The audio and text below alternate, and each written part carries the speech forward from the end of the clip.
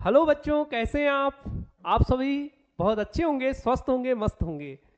Inspire academy Balaghat के YouTube channel पर आप सभी का बहुत बहुत स्वागत है।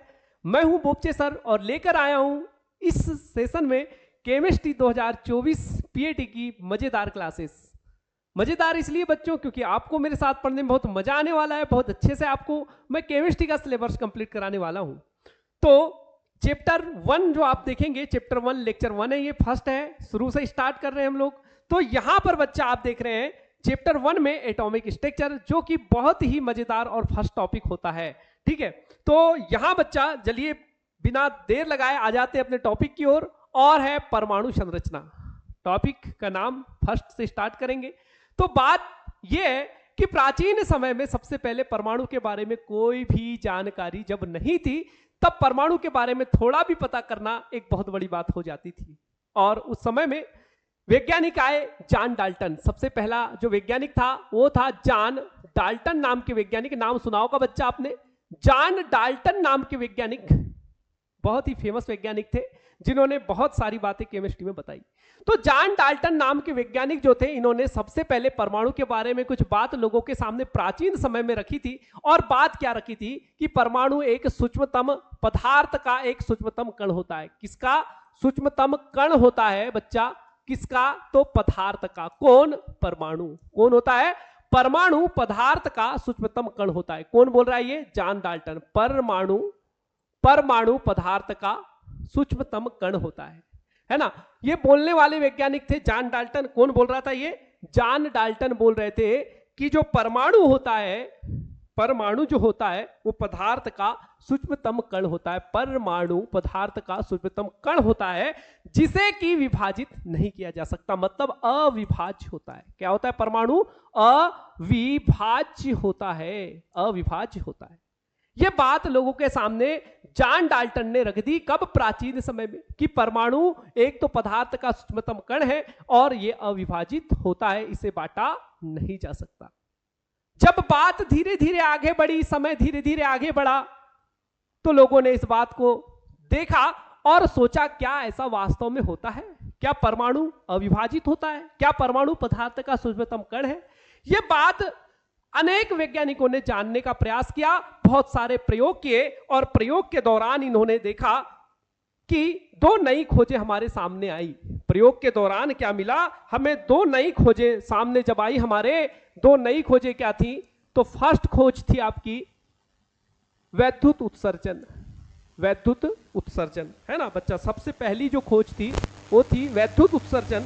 वैद्युत उत्सर्जन, वैद्युत उत्सर्जन, वैद्युत उत्सर्जन। और दूसरी खोज जो बच्चा मिली थी, पहली खोज मिली वैद्युत उत्सर्जन और दूसरी खोज मिली थी वो थी, पहली खोज वैद्युत उत्सर्जन, वैद्युत उत्सर्जन, वैद्युत उत्सर्जन। और दूसरी खोज जो बच्चा थी वो थी रेडियो सक्रियता। कौन थी? रेडियो सक्रियता, सक्रियता। ये दोनों खोज जब हमारे सामने आई, पहली वैद्युत उत्सर्जन, दूसरी रेडियो सक्रियता, ये दोनों खोजों ने एक तहलका मचा दिया। एक तहलका वैज्ञानिक जगत में, केमिस्ट्री के क्षेत्र में एक बहुत बड़ी बात थी उस समय में, कि परमाणु के बारे में पहले बताने वाले वैज्ञानिक जॉन डाल्टन थे, और जॉन डाल्टन ने पहले बता दिया था कि परमाणु सूक्ष्मतम कण होता है पदार्थ का और यह अविभाजित होता है। इस बात को क्लियर करने के लिए बहुत समय बाद ये प्रायोगिक द्वारा दो सिद्धांत बने, दो सिद्धांत हमारे सामने आई, एक तो वैद्युत उत्सर्जन और दूसरा रेडियो सक्रियता। इन दोनों खोजों ने केमिस्ट्री के क्षेत्र में एक विशेष ख्याति दी, और इस आधार पर पता चला कि परमाणु के बारे में जो जानकारी जॉन डाल्टन हमें ये दे रहे थे, ये जानकारी कहीं ना कहीं त्रुटि संगत थी। त्रुटि संगत थी मतलब इनमें कहीं ना कहीं बातें झूठी साबित हुई प्रयोगों के माध्यम से। और पता चला बच्चों, पता चला कि जो परमाणु होता है, जो आपका परमाणु होता है वो क्या होता है? तो आपका जो परमाणु होता है, परमाणु जो होता है, परमाणु होता है, ये कैसा होता है, इस बारे में जानकारी फिर आगे सामने आई। और क्या सामने आई आगे? कि परमाणु जो होता है वो विभाजित होता है। क्या आता है? होता है विभाजित होता है। विभाजित किया जा सकता है, बांटा जा सकता है, ये बात सामने अनेक वैज्ञानिक ने रख दी जब रेडियो सक्रियता और वैद्युत उत्सर्जन जैसे खोजों की बात सामने आई। तो ये पता चला कि परमाणु विभाजित होता है। दूसरी चीज, परमाणु सूक्ष्मतम कणों से मिलकर बना होता है। परमाणु सूक्ष्म कणों से मिलकर बना होता है। सूक्ष्म कणों से मिलकर बना होता है। यह बात भी सामने आई कि परमाणु सूक्ष्म कणों से मिलकर बना होता है। तो बच्चा, प्राचीन बात क्या थी? जॉन डाल्टन ने जो बताई कि परमाणु अविभाजित होता है और सूक्ष्मतम कण होता है पदार्थ का। बाद में क्या पता चला दो नई खोजों के माध्यम से कि परमाणु जो होता है वो विभाजित होता है और कैसा होता है, अनेक सूक्ष्म कणों से मिलकर बना होता है ना। आगे की बात करेंगे आगे। अब ये जो बच्चा आप देख रहे हैं स्ट्रक्चर ऑफ एटम, ये जो स्ट्रक्चर ऑफ एटम है, ये वर्तमान में जो परमाणु के बारे में जानकारी हमें मिली वो परमाणु का स्ट्रक्चर है, जो आपको मैंने यहां पर इस टॉपिक में सबसे पहले स्क्रीन पर शो कराया है। हम ये पूरी संरचना कैसे बनती है कि यहां पर आप देख रहे हैं कि यहां पॉजिटिव दिख रहा है, ये रेड कलर के ये जो न्यूट्रॉन्स दिख रहे हैं, ये प्रोटॉन्स जो है पॉजिटिव, और ये इलेक्ट्रॉन्स जो है, इलेक्ट्रॉन जो आपको गोल गोल सर्कल जिन्हें हम कक्षा कहते हैं इनमें दिख रहे हैं, ये क्या क्या होते हैं, ये पूरी बातें इस टॉपिक में एटॉमिक स्ट्रक्चर में परमाणु संरचना में समझने वाले हैं और बहुत अच्छे से हम इस टॉपिक को पूरा क्लियर करने वाले हैं। तो बच्चा आगे की ओर बढ़ते हैं और देखते हैं आगे क्या है इस टॉपिक में। तो आगे का जो टॉपिक है बच्चा वो है परमाणु के घटक, है ना।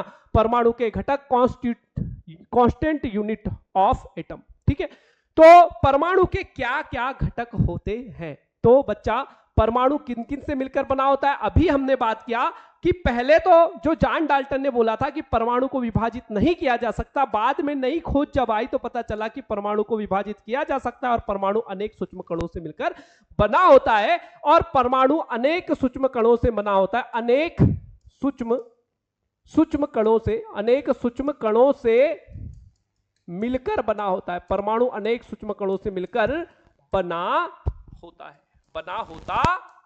ये बात अनेक खोजों से जब सामने आ गई, जब ये बात आ गई तो पता चला कि परमाणु में अनेक सूक्ष्म कण होते हैं और इनकी संख्या लगभग 35, लगभग 35 बताई गई। लगभग इतने परमाणविक कण परमाणु के अंदर पाए जाते हैं। अब सर, आप तो सोच रहे होंगे, बोल रहे होंगे कि सर अभी तक तो हमने केवल 3 सुना है। तो जो बच्चा आप 3 कण परमाणु के सुनते हैं, 3 कण जो होते हैं, है ना, 3 जो कण आप परमाणु के सुनते हैं वो मुख्य कण होते हैं। क्या होते हैं? 3 कण। 35 तो टोटल होते हैं, जिसमें से 3 कण कैसे होते हैं बच्चा? मुख्य होते हैं। अब मुख्य में पहला क्या है बच्चा? तो पहला होता है, अभी हम पढ़ेंगे इलेक्ट्रॉन। क्या पढ़ेंगे? इलेक्ट्रॉन। दूसरा पढ़ेंगे बच्चा प्रोटॉन। तीसरा पढ़ेंगे बच्चा, है ना, इलेक्ट्रॉन, प्रोटॉन, और एक पढ़ेंगे न्यूट्रॉन।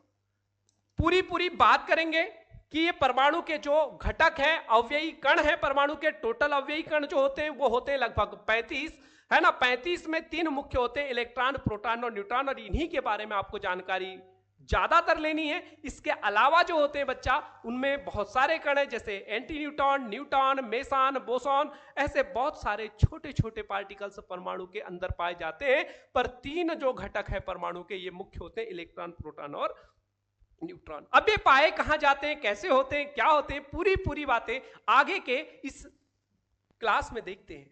चलिए, तो आगे बच्चा हम पढ़ने वाले इलेक्ट्रॉन के बारे में, और इलेक्ट्रॉन के बारे में सबसे पहली जानकारी जो हम लेंगे वो है इलेक्ट्रॉन की खोज, discovery of electron. Then second हम देखने वाले कैथोड के गुण और, है ना, properties of cathode rays. Then second के बाद थर्ड टॉपिक जो आएगा वो आएगा इलेक्ट्रॉन के गुण। क्या देखेंगे बच्चा? इलेक्ट्रॉन के गुण देखने वाले। एक एक चीजों को मैं बहुत अच्छे से क्लियर कराऊंगा, ध्यान से देखिएगा। बहुत अच्छा टॉपिक है, मजेदार टॉपिक है ना। तो देखिएगा आगे। सबसे पहले डिस्कवरी ऑफ इलेक्ट्रॉन, इलेक्ट्रॉन की खोज कैसे हुई, ये एक बहुत बड़ा टॉपिक था। तो जब परमाणु के बारे में हल्की जानकारी जब जॉन डाल्टन ने लोगों के मध्य रखी, उसके बाद अनेक वैज्ञानिक आए, उन्होंने खोज किया और खोज के दौरान ये बताया कि परमाणु विभाजित किया जा सकता है और परमाणु अनेक छोटे छोटे कणों से मिलकर बना होता होता है, तब बात यह आई कि परमाणु अनेक छोटे छोटे कणों से मिलकर बना होता है, तो उसमें एक कण होता है इलेक्ट्रॉन, और इलेक्ट्रॉन की खोज कैसे हुई इसकी बात हम इस क्लास में अभी कर रहे हैं आगे। चलिए, तो इलेक्ट्रॉन की खोज में सबसे पहले क्या किया गया था, एक निर्वात, है ना, पूरी बात एक क्रम से बताता हूं। सबसे पहले बच्चा इसमें एक निर्वात नलिका ली गई थी। निर्वात नलिका बोल सकते हैं या ट्यूब बोल सकते हैं आप। एक निर्वात ट्यूब ली गई थी, ट्यूब, है ना, एक निर्वात ट्यूब ली गई।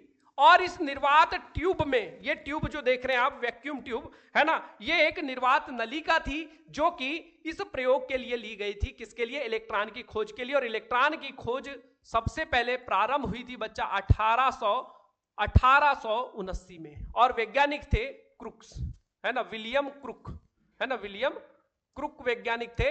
इन्होंने सबसे पहले इलेक्ट्रॉन के बारे में काम चालू किया, है ना, विलियम क्रुक, है ना। इन वैज्ञानिक ने सबसे पहले इलेक्ट्रॉन के बारे में खोज करना प्रारंभ किया सन 1879 में, और इलेक्ट्रॉन के खोज के लिए इन्होंने सबसे पहले एक क्या ले ली, एक निर्वात नलिका ली। और इस निर्वात नलिका में, ये जो निर्वात नलिका थी बच्चा, इस निर्वात नलिका में इसने क्या किया, गैस को ले लिया। किसको ले लिया? गैसों को। गैसों को कैसे लिया? कम दाब पर, कम दाब पर किसी गैस को उच्च विद्युत वोल्टेज लगाकर या उच्च विद्युत धारा प्रवाहित की भी बोल सकते हैं, है ना। तो कम दाब पर इस नली में इसने क्या किया बच्चों, सबसे पहले गैसों को भर दिया। दाब बहुत कम था, कम लगभग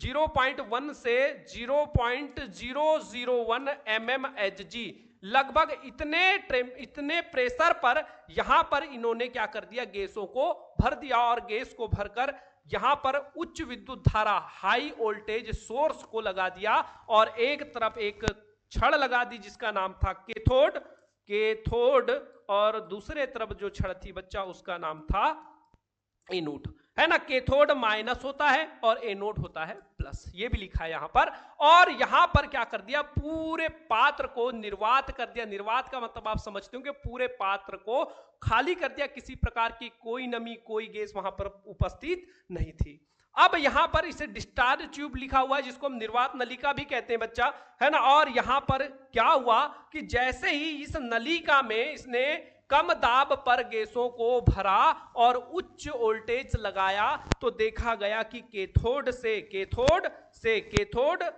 ये जो कैथोड है, इससे क्या होता है, कुछ अदृश्य किरणें निकलने लगती है। कैसी किरणें?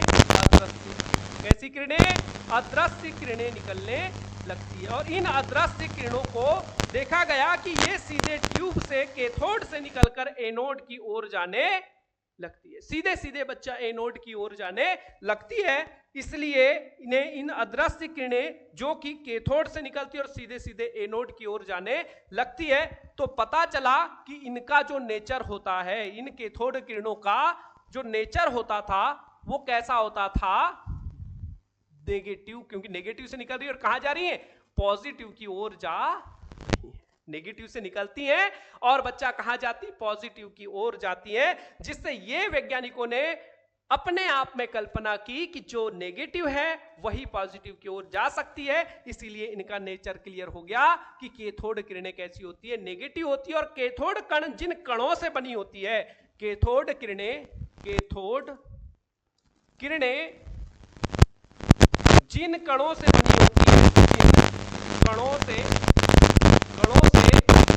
होती है, बनी होती है कैथोड किरणें जिन कणों से मिलकर बनी होती है, उन्हें क्या कहते हैं, उन्हें इलेक्ट्रॉन कहते हैं। उन्हें क्या कहते हैं, इलेक्ट्रॉन अभी कहते हैं। अभी इलेक्ट्रॉन के बारे में पूरी जानकारी मैं आपको बताऊंगा, है ना। पूरी जानकारी अभी खत्म नहीं हुई है।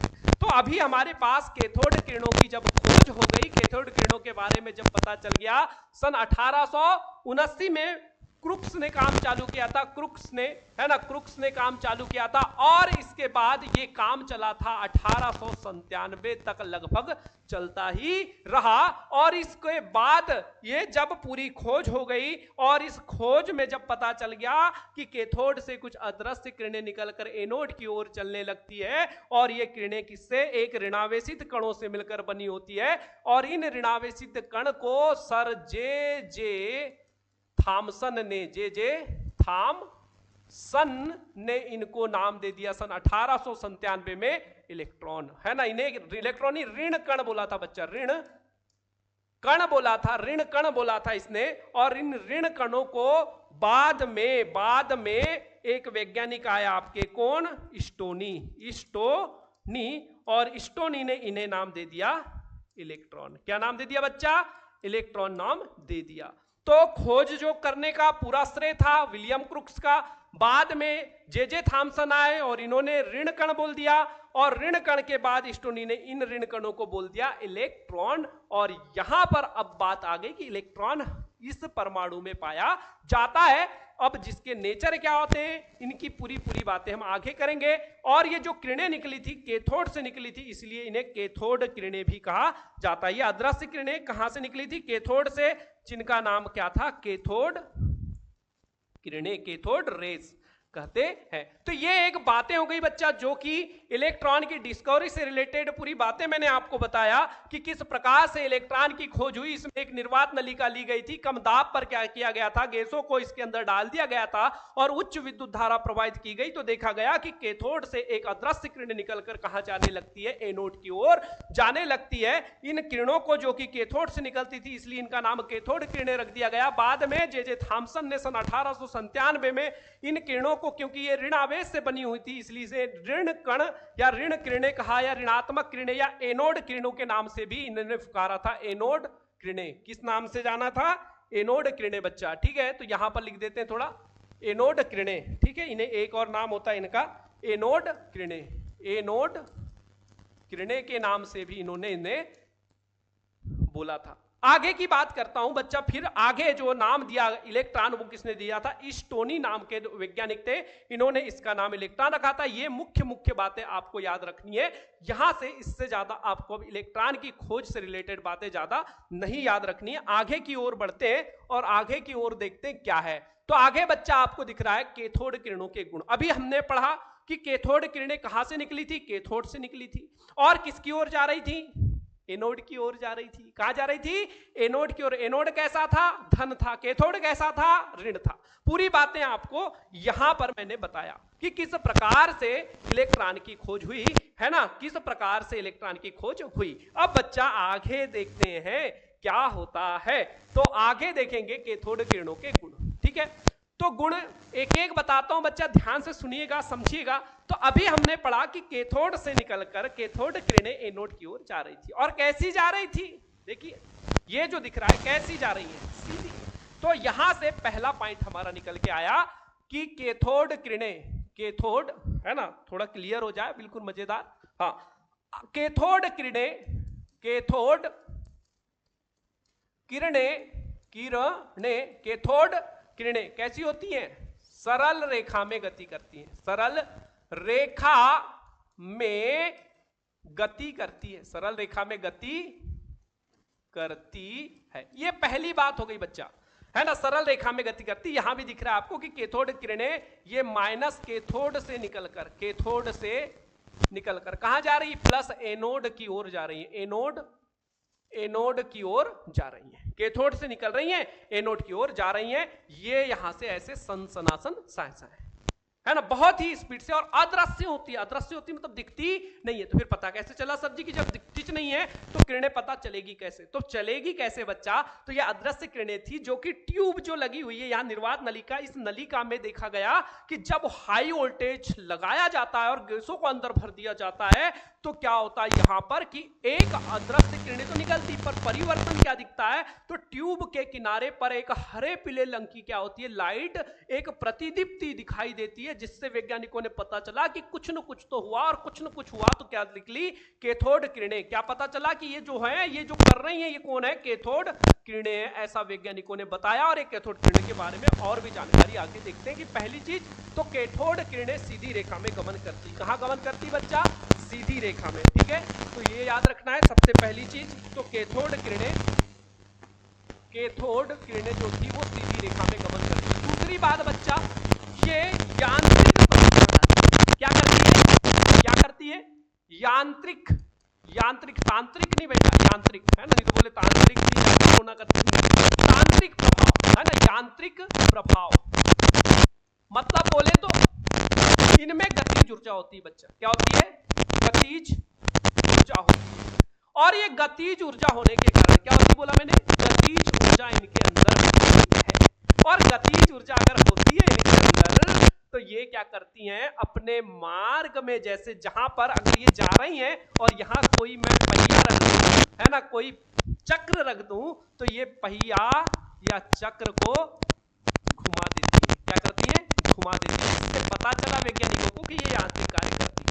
खोज की, प्रयोग किया, तब आके निष्कर्ष रखे कैथोड किरणों के गुण कि ये यांत्रिक प्रभाव या गतिज ऊर्जा इनमें होती है।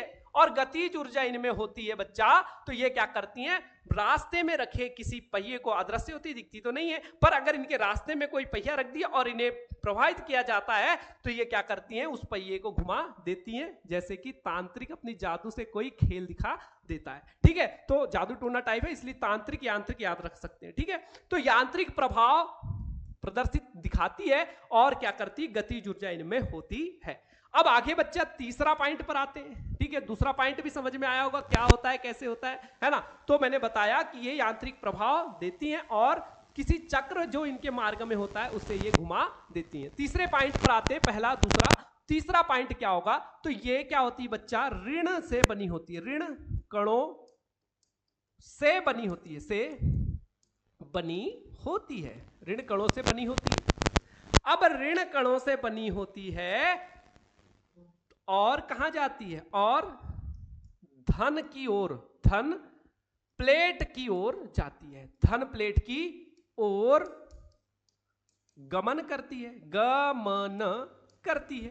तो ये बात तो समझ में आ रही होगी बच्चा। यहां से देखिए, ऋण प्लेट से निकली और कहां गई? धन प्लेट की ओर जाने लगी। जाती है तो जा, है ना, पर हमारा एक गुण बन गया कि ऋण कणों से बनी होती है और धन प्लेट की ओर जाती है। कौन? कैथोड किरणें। तीसरी बात करते हैं, तो ये चुंबकीय क्षेत्र द्वारा विक्षेपित होती है। क्या होती बच्चा? विक्षेपित होती है। तो चुंबकीय क्षेत्र द्वारा विक्षेपित होती है का क्या मतलब है? कि अगर ये जो कैथोड किरणें हैं, इनके चारों ओर चुंबकीय क्षेत्र लगा दूं मैं, तो चुंबकीय क्षेत्र, अगर ये ट्यूब है, कैथोड किरण ट्यूब, और यहां से कैथोड से ये किरणें निकल रही है, और यहां हम अगर चुंबकीय क्षेत्र लगा दें, यहां S लगा दें, यहां N लगा दें, तो यहां चुंबकीय क्षेत्र जब अप्लाई कर दिया जाता है बच्चा, तो ये दक्षिण ध्रुव की ओर क्या होती है? विक्षेपित होने लगती हैं। तो चुंबकीय क्षेत्र द्वारा विक्षेपित होती हैं और कौन से ध्रुव की ओर? दक्षिण ध्रुव की ओर। किनसे ध्रुव बच्चा? दक्षिण ध्रुव की ओर विक्षेपित होती है। तो ये बात भी आपको याद रखना है कि दक्षिण ध्रुव की ओर क्या होती है? जाने लगती है। पांचवी बात क्या है? तो ये क्या करती हैं? गैसों को आयनित कर देती हैं। ये तो याद ही रखना है, गैसों को आयनित कर देती है, करती है। गैसों को आयनित का मतलब समझ में आ रहा है? गैसों को आयनित कर देती, मतलब अगर कोई गैस है, जैसे मान के चलिए H2 हाइड्रोजन गैस, तो ये अगर हाइड्रोजन गैस हाइड्रोजन गैस में इसे डालेंगे, अगर हाइड्रोजन गैस है, ट्यूब में रखें, कैथोड किरण डालें, तो कैथोड किरण डालेंगे तो ये इसे H+ में कन्वर्ट कर देगी, यानी आयनित कर देती है, आयनों में बांट देती है। ठीक है, छठवीं बात, फोटोग्राफी प्लेट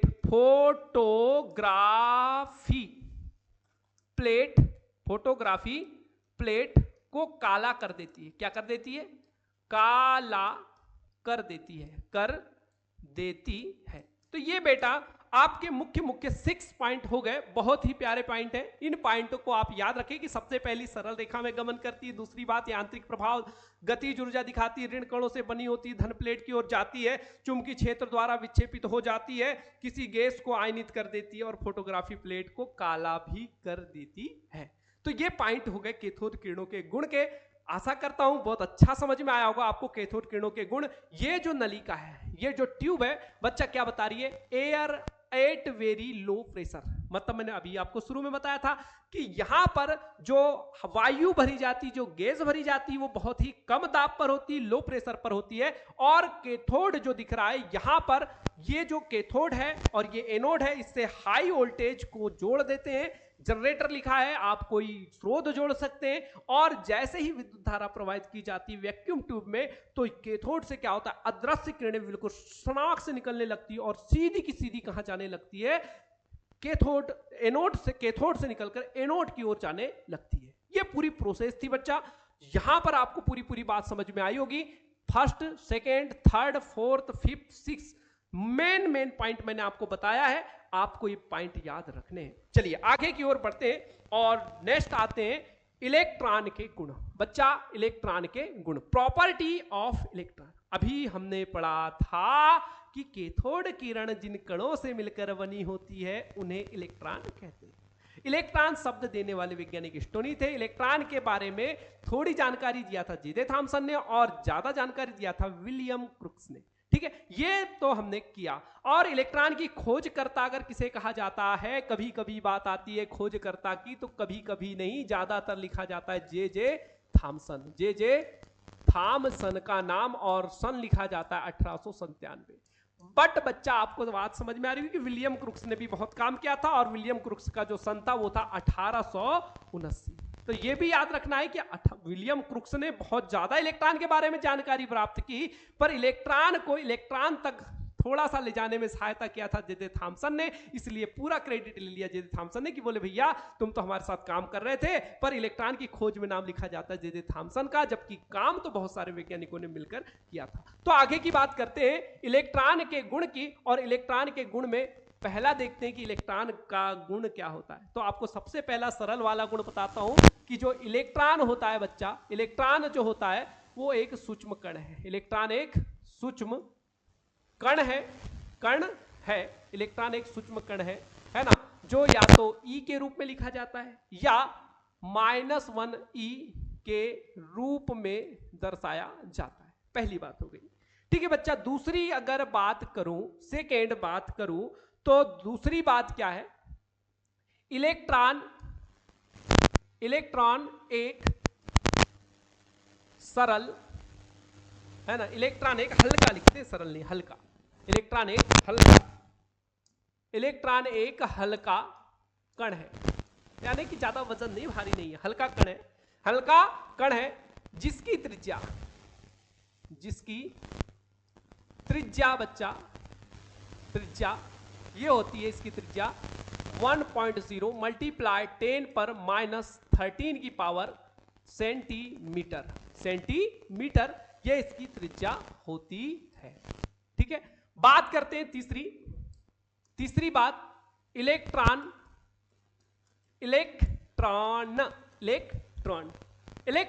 एक ऋण कण है। ठीक है, ऋण कण है, थोड़ा शॉर्ट में भी लिख रहा हूं मैं, ऋण कण है। ठीक है, जिस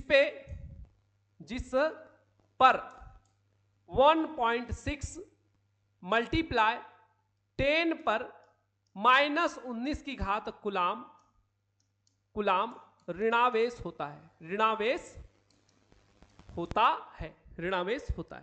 बच्चा तीसरी बात तो हुई, चौथी बात भी तो की जाए। और चौथी बात क्या है कि इलेक्ट्रॉन का वेग कैसा होता है, तीव्र होता है, तेज होता है। इलेक्ट्रॉन का वेग तीव्र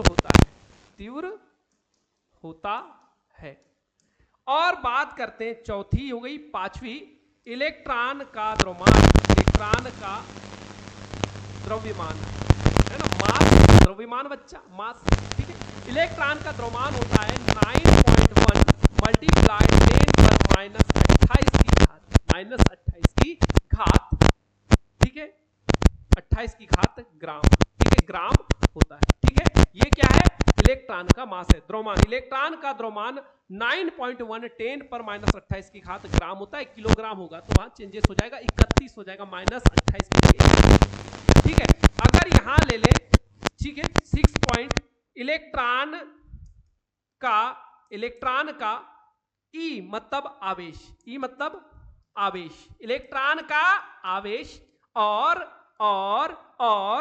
इलेक्ट्रॉन का मास m, ठीक है, मास मतलब द्रव्यमान, इलेक्ट्रॉन का द्रव्यमान। तो इलेक्ट्रॉन का आवेश और इलेक्ट्रॉन का मास, इन दोनों का अनुपात जो है बच्चा, अनुपात ये मैंने लिख दिया है अनुपात शॉर्टकट में, कि इन दोनों का अनुपात जो होता है वो होता है 1.7 मल्टीप्लाई 10 पर 8 की पावर ग्राम प्रति कुलाम, है ना, कुलाम प्रति ग्राम आएगा बच्चा, है ना, कुलाम प्रति ग्राम, ठीक है, ये इसकी वैल्यू होती है, कुलाम प्रति ग्राम, ये इसकी वैल्यू होती है, ठीक है। ये होता है आवेश और मास, ठीक है, द्रव्यमान जो कि इलेक्ट्रॉन का है, इसकी जो वैल्यू होती है वो कितनी होती है बच्चा, ये होती है 1.7 मल्टीप्लाई 10 पर 8 की पावर कुलाम, 8 की पावर कुलाम होती है, 8 की पावर कुलाम प्रति ग्राम, ठीक है, क्लियर है, प्रति ग्राम होती है। अब आगे की ओर बढ़ते हैं बच्चा, 7वां पॉइंट देखते हैं। 7वां पॉइंट क्या कहता है, 1 2 3 4 5 6, 6 समझ में आ गए होंगे, पहला, दूसरा, तीसरा, चौथा, पांचवा, ठीक है। 6वां पॉइंट क्या कहता है कि इलेक्ट्रॉन विद्युत क्षेत्र में, है ना, इलेक्ट्रॉन, ठीक है, इलेक्ट्रॉन विद्युत क्षेत्र में किधर जाएगा भैया, जब ऋण कण है तो इलेक्ट्रॉन विद्युत क्षेत्र में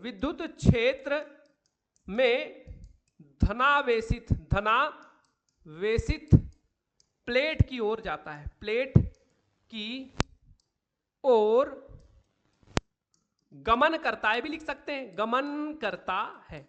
तो ये तो बात समझ में आ गई, ये तो बात समझ में आ गई कि गुण क्या क्या होते हैं, है ना। आगे बात भी करेंगे बेटा, क्वेश्चन कैसे बनते हैं, क्या बनते हैं, पूरी बातें। तो ये था हमारा इलेक्ट्रॉन के गुण, कैरेक्टर ऑफ इलेक्ट्रॉन। और इलेक्ट्रॉन के मुख्य गुण मैंने आपको यहां बताया कि फर्स्ट इलेक्ट्रॉन सूक्ष्म कण होता है, जिसे या तो ई से या -1 ई से भी दर्शाते हैं। दूसरा इलेक्ट्रॉन एक हल्का कण है जिसकी त्रिज्या 1.0 मल्टीप्लाई 10 पर -13 की पावर सेंटीमीटर होती है। देन थर्ड जो होता है बच्चा, इलेक्ट्रॉन एक हल्का कण है जिसकी त्रिज्या, अच्छा ये हो गया।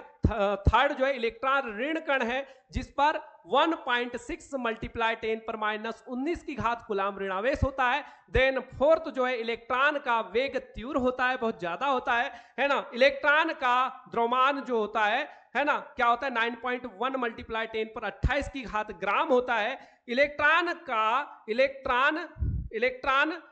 का ई मतलब आवेश, एम मतलब द्रव्यमान का अनुपात मतलब रेशियो जो होता है 1.7 मल्टीप्लाई 10 पर 8 की घात कुलाम प्रति ग्राम होता है। और तीसरा इलेक्ट्रॉन विद्युत क्षेत्र में किधर की ओर जाता है, धन आवेशित प्लेट की ओर जाता है, गमन करता है। तो ये बातें बेटा यहां पर मुख्य रूप से इलेक्ट्रॉन की जानकारी देती हैं। और इलेक्ट्रॉन के बारे में हमें इतनी जानकारी हो जाए, ये बहुत बड़ी बात होती है। तो आगे की ओर आते हैं और आगे की ओर देखते हैं नेक्स्ट टॉपिक की ओर। और नेक्स्ट टॉपिक है प्रोटॉन।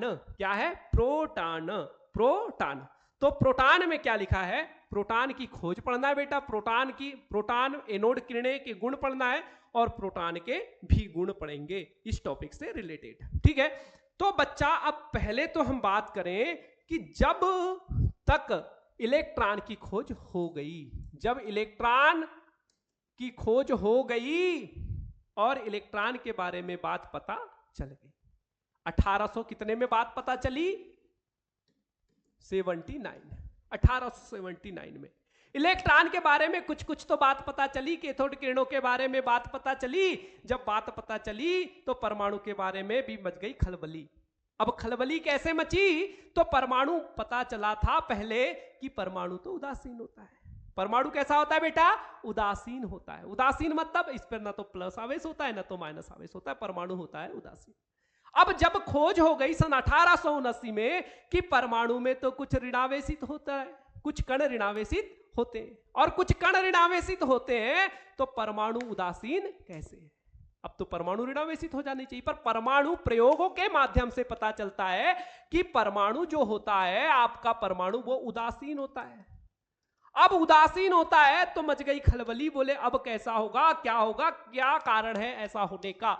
वैज्ञानिकों के मध्य विचार आया, मन में कुछ बातें गई, कुछ कल्पना किया।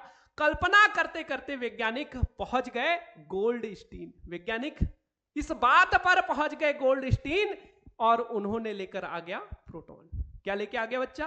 प्रोटॉन लेके आ गया। तो बात पूरी करते हैं प्रोटॉन की खोज से।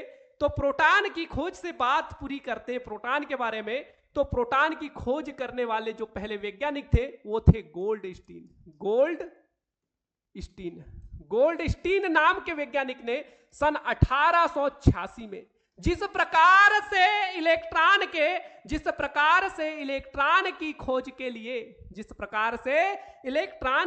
के लिए एक निर्वात नलिका ली गई थी, ठीक प्रकार गोल्डस्टीन ने ठीक उसी प्रकार एक निर्वात नलिका अपने प्रयोग में ले ली। और अपने प्रयोग में निर्वात नलिका ली, उसने भी कम दाब पर गैसों को वहां भरा। क्या किया? कम दाब पर गैसों को नली में भरा। नली में भर कर हाई वोल्टेज की विद्युत धारा, यहां पर भी देखिए लिखा है high voltage generator, high voltage की विद्युत धारा इसने यहां प्रवाहित कर दी। हाई वोल्टेज लगा दिया, यानी कि बहुत ज्यादा अत्यधिक वोल्टेज यहां पर जब लगाया, हाई वोल्टेज लगाया बच्चा, तो हाई वोल्टेज के कारण जो गैसें थी अब उनका क्या हुआ वो आगे बताता हूं, है ना। तो यहां पर जो आप देख रहे होंगे ये जो प्लेट है यहां पर ये लिखा है बच्चा माइनस। माइनस मतलब ये जो होता है ये क्या है आपका कैथोड। क्या है बच्चा? कैथोड है। और यहां देख रहे होंगे इस कैथोड में अगर आपको दिख रहा होगा अच्छे से तो ये एक सर्कल, ये एक सर्कल, ये एक सर्कल, मतलब एक प्लेट है बीच में छेद है। मतलब क्या है? कैथोड जो है वो कैसा है? छिद्रित है। कैसा है बच्चा? छिद्रित कैथोड। तो ये एक बात ये भी याद रखना है आपको कि जो एनोड का जब हमारे प्रोटॉन की खोज हुई थी तो वहां जो कैथोड था वो कैसा था? छिद्रित था। कैसा था? छेद वाला था, और एनोड बिल्कुल प्लेन था। अब गैसों को भरा गया ट्यूब में, हाई वोल्टेज विद्युत धारा लगाई गई, वैक्यूम ट्यूब है, ये एनोड है बच्चा, एनोड, ठीक है। अब बैटरी से दोनों तार को जोड़े, जनरेटर से जोड़े, बैटरी का काम ही नहीं, जनरेटर हाई वोल्टेज लेना है, जनरेटर से जोड़े और विद्युत धारा प्रवाहित की गई। तो निर्वात नलिका में देखा गया कि कुछ ऐसी किरणें निकल कर आ रही हैं एनोड से जो कि छिद्रित कैथोड के छेद में से बाहर निकल जाती, मतलब छिद्रित कैथोड को पार कर लेती है। क्या कर लेती है? छिद्रित कैथोड को पार कर लेती है, छिद्रित कैथोड को पार कर लेती है,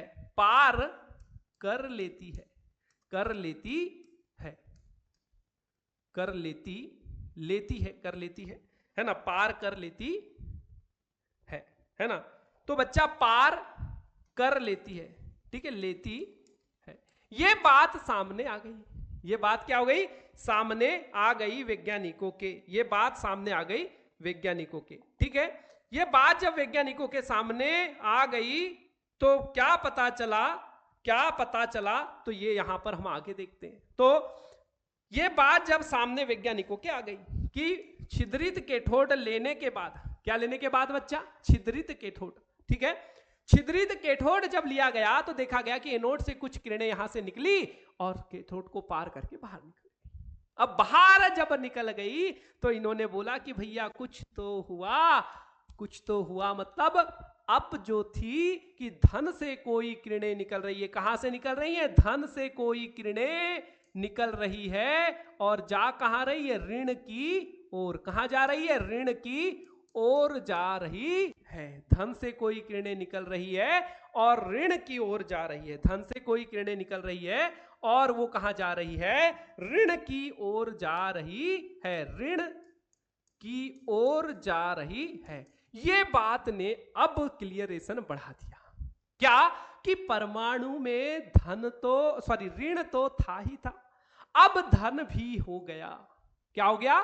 धन भी हो गया। ऋण आवेशित कण इलेक्ट्रॉन तो थे ही थे, अब गोल्डस्टीन ने यह बता दिया सन 1886 में कि परमाणु में धन कण भी होते हैं। अब इन्होंने धन कण होते हैं बोल दिया। परमाणु में क्या होते हैं बोला? धन कण भी होते हैं, जो कि धनावेशित एनोड से निकलकर कहां आते हैं? कैथोड की ओर आने लगते हैं। और ये पूरी बात अब इन्होंने लोगों के सामने रखी। तो अब आगे की बात मैं बताता हूं कि क्या क्या बात लोगों के मध्य इसने रखी थी, है ना। वो पूरी बातें यहां पर हम समझेंगे। पर बात ये एक और आती है बच्चा कि गोल्डस्टीन ने तो खोज कर ली,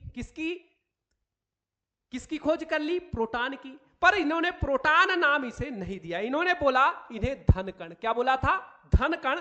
और बाद में कई वैज्ञानिकों ने इन्हें एनोड किरणें, एनोड, क्योंकि एनोड से निकली थी इसलिए इन्होंने एनोड किरण, क्या नाम दे दिया इसे? एनोड, एनोड, एनोड किरण, एनोड किरणें। और कई वैज्ञानिकों ने इन्हें धन कण, धन कण, और कई ने अलग अलग नाम इन्हें दे दिए थे। पर हमें जो मेन काम है उन्हें करना है। तो कई ने धन कण बोला, कई ने एनोड बोला, क्योंकि ये एनोड से निकलती थी, धनावेशित थी, इसलिए धन कण।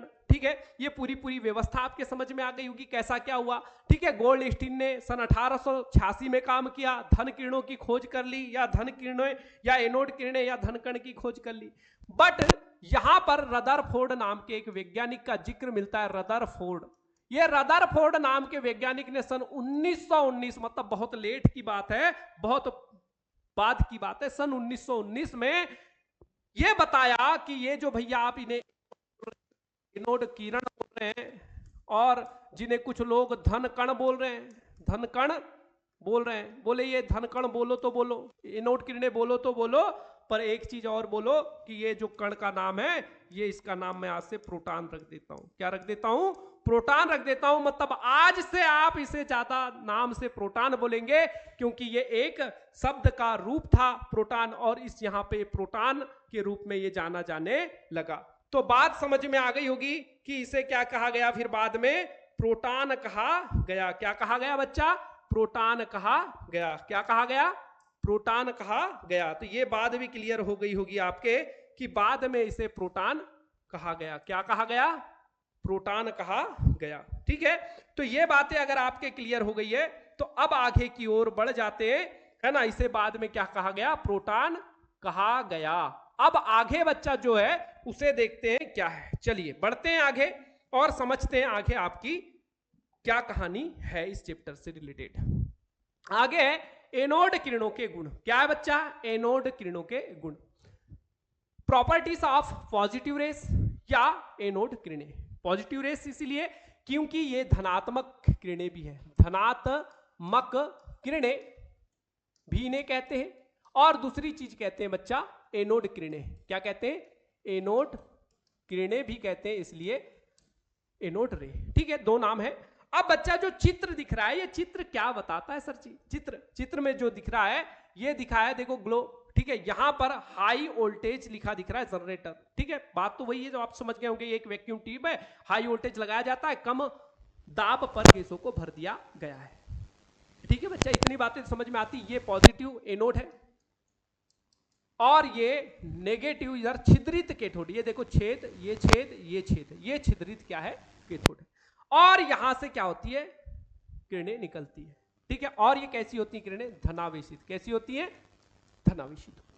इस बात से और देख रहे हैं कैसी निकल रही? सीधी रेखा में। कैसी गमन कर रही? सीधी रेखा में। तो हमको एक गुण की बात करना है, तो अब एक बार रिवाइज और हो गया आपके। तो यहां पर पहले गुण की बात करता हूं बच्चा। तो गुण नंबर 1 क्या है? ध्यान से देखें। फर्स्ट जो कैरेक्टर बोल रहा है, ये बोलता है कि कैथोड किरणों की तरह एनोड किरणें भी, एनोड किरणें भी क्या होती हैं? सीधी रेखा में गमन करती हैं। सीधी, है ना, सीधी रेखा में गमन करती है। एनोड किरणें भी सीधी एनोड किरणें भी सीधी रेखा में गमन करती है ना, में गमन करती है ना, जाती है गमन करती हैं, ठीक है, गमन करती है लिखना पड़ेगा बच्चा, है ना, जाती है भी लिख सकते हैं, गमन करती है, न करती है, ठीक है। ये बात तो समझ में आती है। दूसरी बात देखते हैं बच्चा, सेकेंड बात क्या है। सेकेंड बात क्या है कि ये धन से बनी होती है, धन कणों से बनी होती है, धन कणों से बनी होती है, धन कणों से बनी होती है, और जाती कहाँ है, ऋण कण की ओर जाती है ना, तो ऋण कण की ओर जाती है, ऋण कण की ओर जाती है बच्चा, ठीक है, ऋण कण की ओर जाती है, तो यहां लिखेंगे ऋण कण की ओर जाती है, ऋण कण की ओर जाती है, ऋण कण की ओर जाती है, धन कण से बनी होती है और ऋण कण की ओर जाती है ना, धन कण से बनी होती है और ऋण कण की ओर जाती है, ये बात भी यहां से पता चल जाती है, ठीक है। दूसरा गुण भी हो गया बच्चा। तीसरा गुण देखते हैं, क्या है तीसरा गुण, ठीक है। तो तीसरा गुण जो है बच्चा वो क्या है, ध्यान से देखेंगे। तीसरा गुण क्या बोलता है, एक सीधी रेखा में गई, दूसरा है ना धन कणों से बनी होती है ना, और क्या होती है, ऋण कणों की ओर जाती है। तीसरी चीज क्या है कि इनका जो बोलना चाहिए भेदन क्षमता जो होती है, क्षमता अपेक्षाकृत कम होती है, अपेक्षाकृत कम होती है,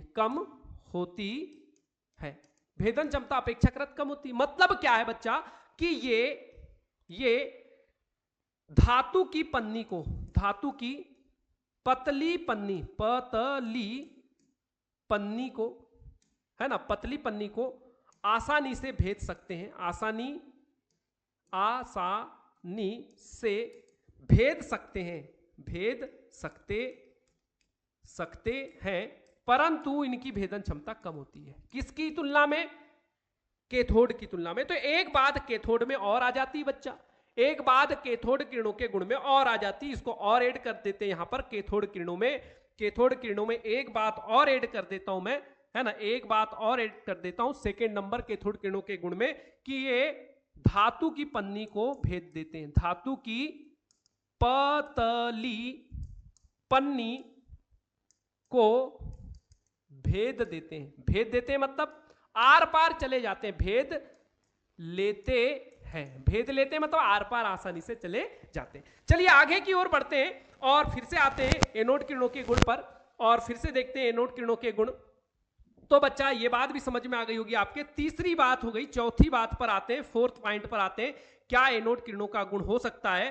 तो चौथा गुण देखते हैं, 1 2 3 समझ में आया होगा। चौथा गुण क्या है कि इनकी भेदन क्षमता अपेक्षाकृत, है ना, अपेक्षाकृत बात समझ में। ये अपेक्षाकृत किसके, कैथोड के, ठीक है। अपेक्षाकृत कैसी होती है, कम होती है, परंतु ये भी आसानी से पन्नी को पार कर लेती है। तो ये बात भी आपको याद रखनी है बच्चा कि ये पन्नी को पार कर लेती है, अपेक्षाकृत इनकी भेदन क्षमता कैसी होती है, कम होती है, पर ये पन्नी को पार कर लेती है। आगे की बात करते हैं कि ये क्या करती, ये किरणें का वेग जो होता है, इनका वेग जो होता है, वेग है ना बच्चा, वेग जो होता है इनका वेग अपेक्षाकृत इनका वेग अपेक्षाकृत कम होता है, ठीक है। अपेक्षाकृत किसके, तो अपेक्षाकृत बच्चा कैथोड किरणों के, ठीक है। अपेक्षा अभी हम कैथोड की करेंगे क्योंकि हमने कैथोड किरणें पढ़ा है और अब पढ़ रहे हैं एनोड किरणें, ठीक है। धन से बनी होती है, ऋण की ओर जाती है, भेदन क्षमता अपेक्षाकृत कम होती है और वेग भी अपेक्षाकृत कम होता है। आगे की बात करें तो आगे ये फोटोग्राफी प्लेट को काला कर देती है, ठीक है। पांचवी बात, ये फोटोग्राफी प्लेट को काला कर देती है, काला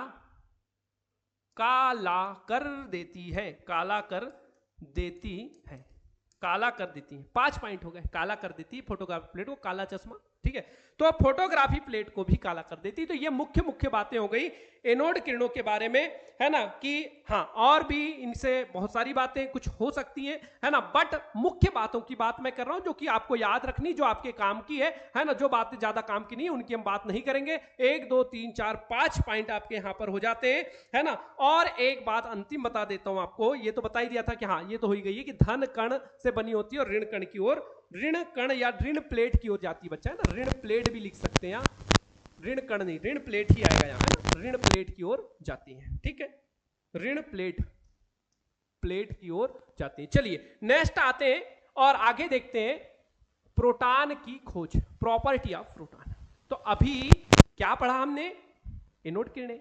एनोड किरणें किससे बनी होती है, धन कणों से, और उन धन कणों को क्या कहते हैं, प्रोटॉन। तो यहां देखें एनोड किरणें, एनोड किरणें जिन धन कणों से बनी होती है, धन कणों से बनी होती है, उन्हें क्या कहते हैं, प्रोटॉन कहते हैं। उन्हें क्या कहते हैं, प्रोटॉन कहते हैं, ठीक है। उन्हें ही प्रोटॉन कहा जाता है और ये धनावेशित होते हैं। कैसे होते हैं, धनावेशित होते हैं, धनावेशित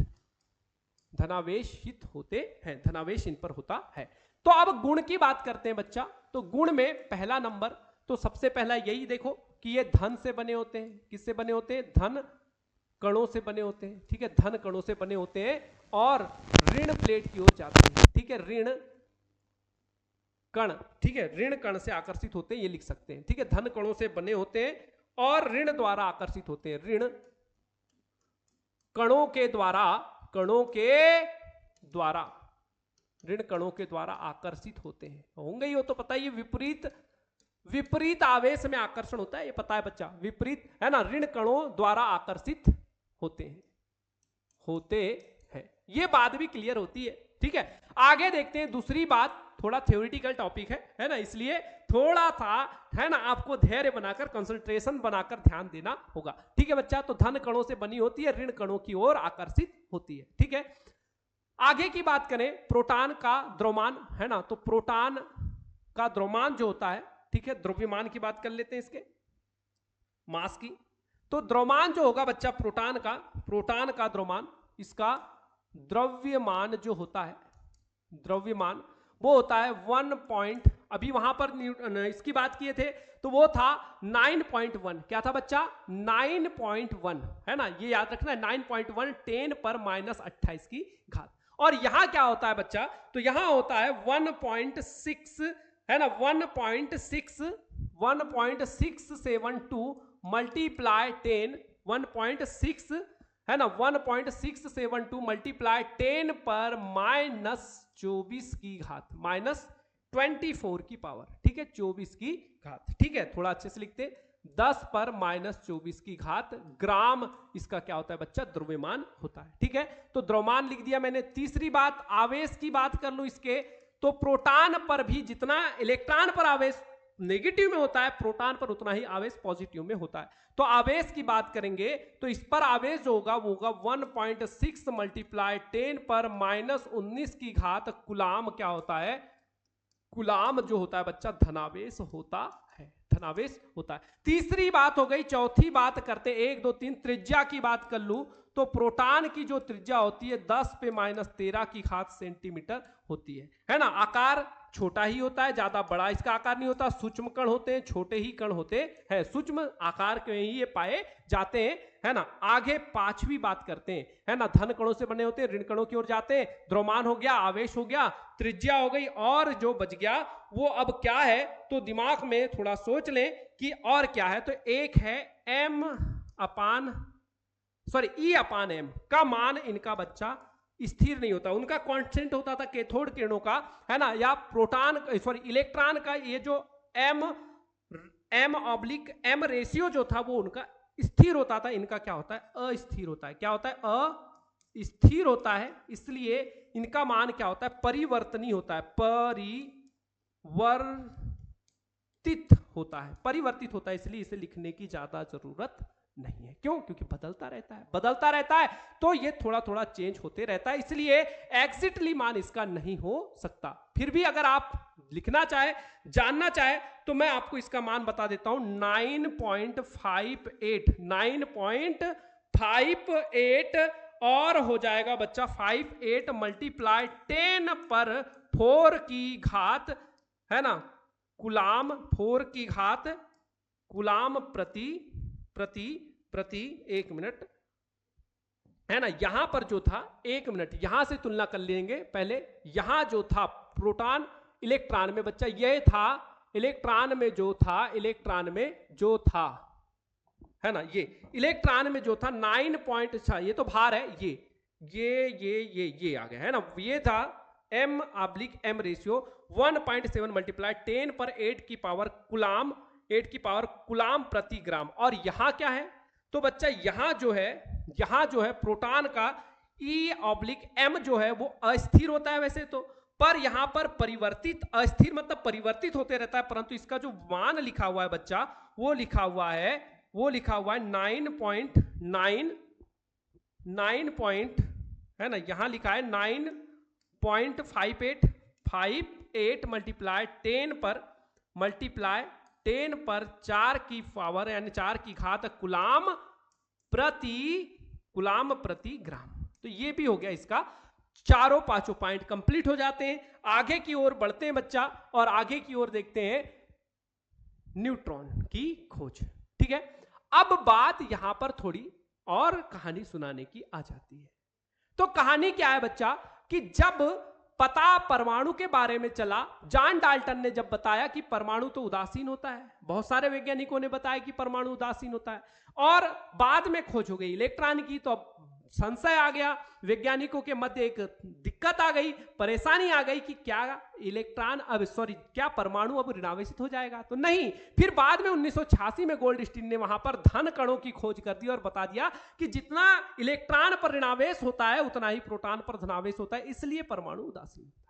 अब जब बात क्लियर हो गई, बात समझ में आ गई, बात पता चल गई, तो वैज्ञानिकों ने सोचना थोड़े दिन के लिए बंद कर दिया, है ना। पर खोज करते करते एक दिन 1932 में, देखिए बहुत लेट की बात है, कहां 1986 रहा और कहां 1932 रहा। ठीक है, तो यहां 1886 की बात थी वहां, 1886, और बाद बताइए 1886 के बाद सीधे 1932 पर आ जाती, मतलब बहुत दिनों की बात हो गई कि वैज्ञानिकों ने इस पर सोचना बंद कर दिया। और एक दिन प्रयोग करते करते एक वैज्ञानिक आ गए, चैडविक। कौन आ गए बच्चा? चैडविक नाम के एक वैज्ञानिक आ गए, चैडविक। इस चैडविक नाम के वैज्ञानिक को प्रयोग करते करते एक दुविधा आ गई, और दुविधा में इसने खोज कर ली न्यूट्रॉन की, है ना। एक दुविधा इसे मिली कि परमाणु में इसने देखा कि प्रोटॉन और इलेक्ट्रॉन के अलावा भी एक अन्य प्रकार का कण इसे मिला जो कि वहां पर परमाणु में उपस्थित था। तो इसने उस कण के बारे में देखने का प्रयास किया कि ये कण जो होता है वो उदासीन होता है, और उस उदासीन कण को इसने बोल दिया न्यूट्रॉन। क्या बोल दिया बच्चा? न्यूट्रॉन। क्या बोल दिया? न्यूट्रॉन बोल दिया। कि बोले भैया प्रोटॉन और इलेक्ट्रॉन के अलावा एक कण जो परमाणु में होता है, जो कि एक उदासीन कण है, इस कण का नाम उसने दे दिया न्यूट्रॉन। क्या नाम दे दिया? न्यूट्रॉन। कि ये कण जो होता है ये उदासीन होता है। आगे की बात करते हैं कि न्यूट्रॉन जो है, न्यूट्रॉन की खोज हुई कैसे, तो ये मैंने पूरी बात थोड़ी कहानी में बताई। अब देखते हैं खोज का वैज्ञानिक आधार क्या था, कैसे चैडविक को ये पता चला कि इलेक्ट्रॉन और प्रोटॉन के अलावा एक अलग सा कण भी पाया जाता है। कहां पाया जाता है ये कण? कि ये कण परमाणु में पाया जाता है, जो कि न तो प्रोटॉन की तरह है न तो इलेक्ट्रॉन की तरह है। अब ये कण है कैसा जो कि उदासीन था, अब ये आया कैसे, तो इसकी बात देखते हैं इस एक्सपेरिमेंट के थ्रू। तो ये एक एक्सपेरिमेंट है जिसमें आपको यहां एक ये प्लेट दिख रही होगी बच्चा, जो कि क्या है? बी की है। बी मतलब बेरिलियम, है ना, जो कि आपको बेरियम दिखता होगा, है ना। बी जो कि परमाणु नंबर 2 वाला एक तत्व है ना। ये यहाँ पर परमाणु नंबर 4 वाला एक तत्व है, एटॉमिक नंबर 4 होता है इसका, है ना। अब ये यहाँ पर आपको दिख रहा है जिस पर आवेश 2+ होता है, जिस पर आवेश क्या होता है?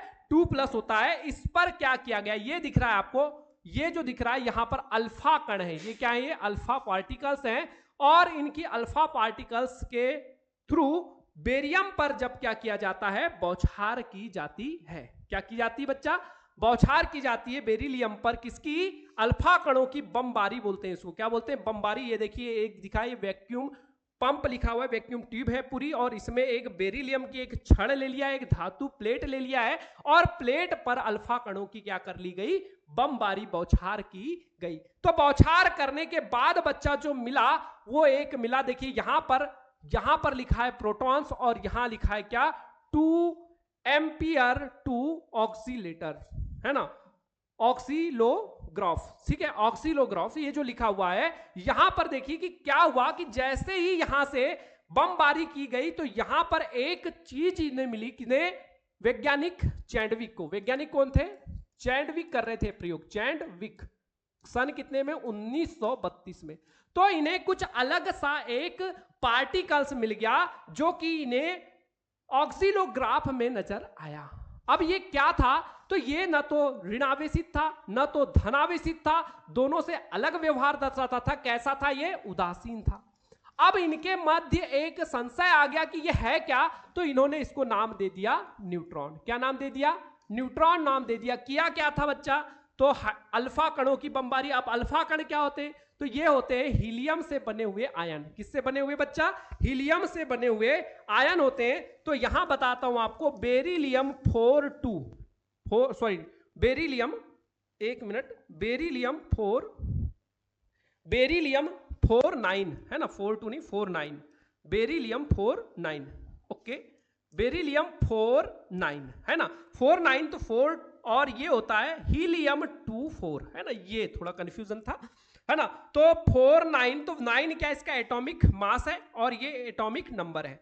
यहां पर बेरिलियम पर इन अल्फा कणों की, ये हीलियम जो है ये अल्फा कण के रूप में होता है। तो यहां पर इन हीलियम की, इन अल्फा, बेरियम पर क्या किया जाता है, हीलियम या अल्फा कण इन्हीं को बोल सकते हैं, इसकी इस पर बमबारी की जाती, मतलब इनका बौछार इस पर की जाती है। तो देखने को क्या मिलता है, देखने को यह मिलता है बच्चा कि यहां पर एक जो है 6 कार्बन 12 और एक कण निकल कर आ जाता है, जिसे क्या कहते हैं, ये एक कण निकल कर आ जाता है जिसे कहते हैं न्यूट्रॉन। तो यही था न्यूट्रॉन, जो कि एक अलग प्रकार का कण था, और इसकी खोज कर ली चैंडविक ने सन 1932 में, कि देखा जब बेरियम पर यह बौछार की जाती है, बेरिलियम पर जब हीलियम अल्फा कणों की बौछार की जाती है, तो एक कण निकल कर आता है जो कि उदासीन होता है, और इस पर एक आवेश, इस पर क्या होता है, एक इसका मास जो होता है, द्रव्यमान जो होता है वो एक होता है, परंतु इस पर कोई आवेश नहीं होता, इसे न्यूट्रॉन कहा जाता है। ये बात निकल कर आ गई सन 1932 में। इलेक्ट्रॉन भी हो गया, प्रोटॉन भी हो गया, और तीसरा हीरो निकल कर आ गया न्यूट्रॉन। अब ये परमाणु के 3 कण थे जो कि परमाणु को परमाणु बनाने में मुख्य भूमिका निभाते थे। तो अब बात करते हैं लास्ट आज के टॉपिक की, न्यूट्रॉन के गुण। अब ये न्यूट्रॉन के गुण क्या क्या होंगे, तो अब तो सबसे पहला गुण आपको मिल गया कि न्यूट्रॉन कैसे होते हैं बच्चा, उदासीन होते हैं। न्यूट्रॉन कैसे होते हैं, उदासीन होते हैं, इस पर कोई आवेश नहीं होता, उदासीन होते हैं। ठीक है, उदासीन होते हैं, इस पर कोई आवेश नहीं होता। दूसरी बात, इनका द्रव्यमान क्या होता है, तो इनका द्रव्यमान जो होता है बच्चा, वो होता है 1.6 मल्टीप्लाई, यहां पर अगर हमने बात किया था, यहां पर हमने देखा था किसमें, अभी प्रोटॉन में, तो प्रोटॉन का जो द्रव्यमान था वो था 1.672, और इसका जो होता है बच्चा 672, और यहां जो अभी हम पढ़ रहे हैं प्रोटॉन, यहां इसका द्रव्यमान होता है 678 लगभग होता है, और यहां पर हो जाता है 10⁻24 की पावर, है ना, पावर यहां पर हो जाता है ग्राम में ये द्रव्यमान। ठीक है, तो यहां बोल सकते हैं कि इसका जो द्रव्यमान है ये प्रोटॉन के द्रव्यमान से ज्यादा होता है, प्रोटॉन के द्रव्यमान से, है ना, प्रोटॉन के द्रव्यमान से थोड़ा ज्यादा होता है। ठीक है, प्रोटॉन के द्रव्यमान या मास से ज्यादा होता है। ठीक है, ज्यादा होता है, अधिक होता है भी बोल सकते हैं, अधिक होता है। सेकेंड गुण हो गया। थर्ड गुण की बात करें, थर्ड गुण की अगर बात करें किसके, न्यूट्रॉन के, तो न्यूट्रॉन की भेदन क्षमता, न्यूट्रॉन की भेदन क्षमता, भेदन क्षमता, भेदन क्षमता समझते है ना, पार करने की क्षमता, किसी पन्नी को पार करने की क्षमता, भेदन क्षमता कैसी होती है, तीव्र होती है। तीव्र मतलब सबसे अधिक होती है। देन थर्ड के बाद फोर्थ टॉपिक, फोर्थ पॉइंट पर आते हैं। फोर्थ पॉइंट क्या है, त्रिज्या का। तो न्यूट्रॉन की त्रिज्या बता देते हैं। न्यूट्रॉन की त्रिज्या जो होती है बच्चा, वो होती है 10 पर -13 की पावर सेंटीमीटर, सेंटीमीटर में होती है। देन फिफ्थ पॉइंट की अगर बात करें तो फिफ्थ पॉइंट हो जाता है, न्यूट्रॉन नाभि की अभिक्रियाओं में भाग लेते हैं। क्या करते हैं ये, नाभि की अभिक्रिया, नाभि की अभिक्रिया, नाभि की अभिक्रिया, ठीक है, नाभि की अभिक्रिया में भाग लेते हैं। नाभि की अभिक्रिया में भाग लेते हैं। नाभि की अभिक्रिया में भाग लेते हैं। तो ये बातें हुई पूरी की पूरी इलेक्ट्रॉन, प्रोटॉन, न्यूट्रॉन के बारे में, कि एक परमाणु में पूरे जितने कण होते हैं, उन कणों की पूरी बात हमने यहां किया, कि जो इलेक्ट्रॉन होता है, प्रोटॉन होता है और न्यूट्रॉन होता है, उनकी डिस्कवरी कैसे हुई, उनकी खोज कैसे हुई, इनके क्या क्या मुख्य गुण थे, और परमाणु में क्या क्या आपको बातें देखने को मिली। परमाणु के बारे में पहले क्या बोला गया, बाद में क्या बोला गया। आगे की क्लास में, आगे के लेक्चर में हम इसी चैप्टर के थ्रू देखेंगे कि आगे परमाणु का स्ट्रक्चर कैसे कैसे अलग अलग वैज्ञानिकों के द्वारा अलग अलग प्रकार से बनाया गया, क्योंकि बात हो रही है परमाणु की प्राचीन से आधुनिक तक की। यानी पुराने समय में परमाणु के बारे में जो ज्यादा जानकारी नहीं थी, सबने अलग अलग अनुसार परमाणु को अलग अलग बनाने की कोशिश की, क्योंकि काम प्रारंभिक में था, उतनी जानकारी नहीं थी, जानकारियों का अभाव था, कल्पनाओं में आधा काम चल रहा था। तो हर वैज्ञानिकों ने अपनी अपनी सोच, अपने अपने विचार के अनुसार परमाणु को अलग अलग रूप में प्रदर्शित करने का प्रयास किया था। बात करेंगे कि आधुनिक प्रायोगिक रूप में परमाणु कैसा दिखता है कल की क्लास में। आज की क्लास यहीं समाप्त करते हैं।